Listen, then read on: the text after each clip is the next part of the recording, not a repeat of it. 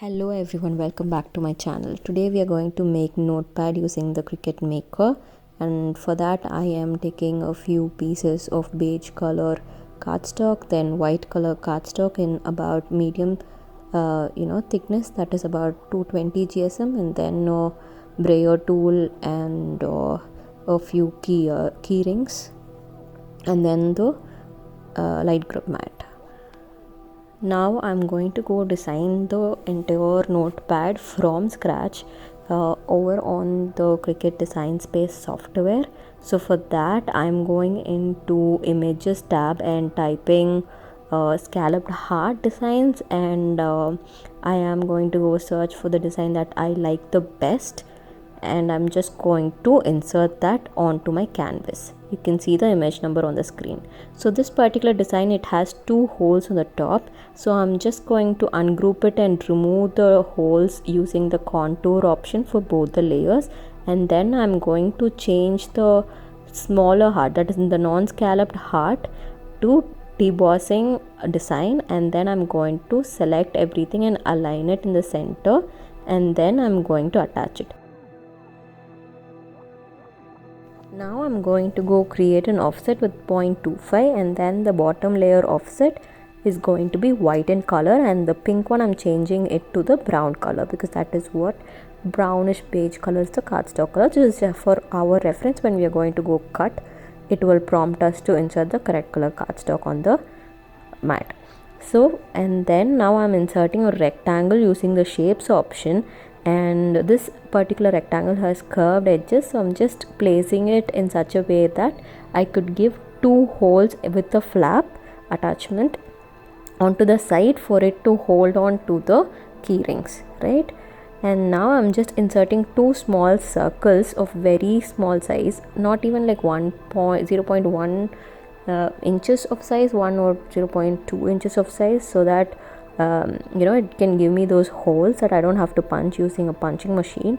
And then I'm just aligning to make sure that everything is correct, and then I'm selecting one hole and then the design at a time to slice it off, so that will create the holes for the ring to go in. So this is going to be the design, that is the front part of the notepad, followed by which I am going to add the bottom layer, that is the brown layers, right? So with those brown layers, those are going to be, I'm gonna cut somewhere around 10 into 3, that is like 30 sheets of paper to go inside the notepad.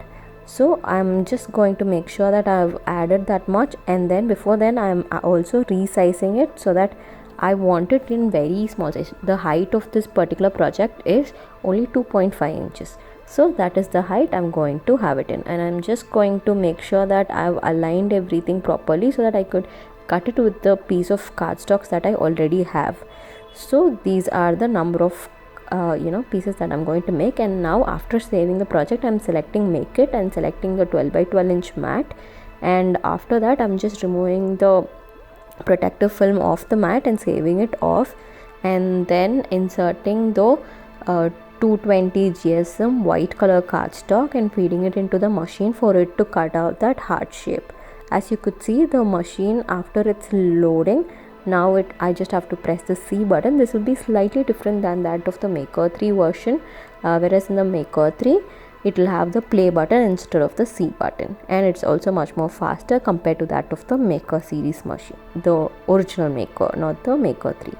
Now once it's done cutting, you could see that the cut has come very beautifully. Now I'm just unloading it, and when you can see me take out the particular design, you could see that it has come out very neatly. I'm just flipping over the mat to remove the design so that gives me a much more straighter cardstock, the notepad sheets, right, that I cut. So it will be much more straight if I just flip around and then cut. So for this, these are the inside parts. So the first cut is the outside design, and then now I'm just adding the design, adding the cardstock on the top and the bottom so that I could cut it much more easily for the strip of cardstock that I already have.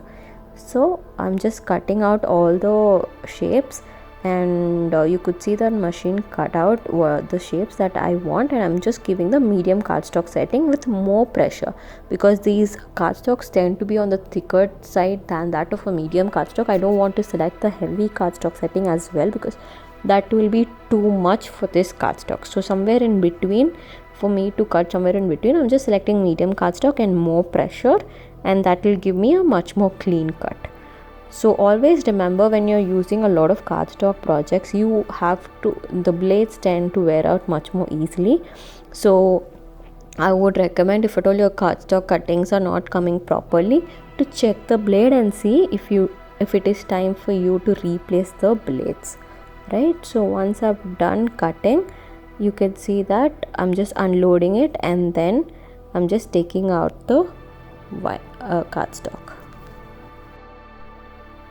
So as you could see, the cutouts have come much more clean. So I am going to repeat the whole process of it. Now after I've done cutting all the remaining inside pieces, now I'm cutting the top design with the debossing design on it. Earlier, you remember, we had a heart with the debossing design. So I'm just going to insert the debossing tip, and once I've inserted the debossing tip, you can see that my machine is loading and then reading as well. After it has detected my debossing tip with the quick swap housing, it is just giving me that debossing effect, and then after that I'll have to replace it again with my fine point blade to cut out the edges, that is the scalloped edges. And once it's done cutting out the scalloped edges, you could see that in the later image that it has come out much more cleanly.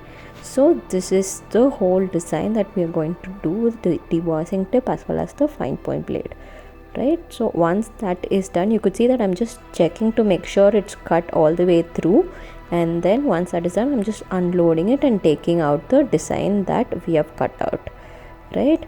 And once I've taken out the design, you could see that the debossing edges have come out very beautifully.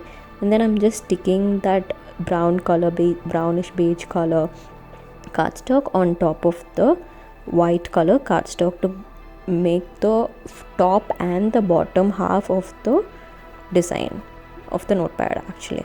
So these are the notepad sheets that we have already cut and kept, and then I'm just attaching all the top and the bottom sheets alone. And once we are done attaching that using a Fevicol or any glue of your choice, you could insert everything onto the rings that we have. That these are like called scrapbook rings or key rings. I'm not entirely sure about the exact name of these. These are the very smallest size that I could find for this particular project. I'm just inserting it on the loops. I'm just making sure everything is aligned properly, and then after I've inserted the first one, I'm just inserting the second one. So I've made a very quick and easy notepad from scrap cardstocks that I had lying around and my Maker 3 machine.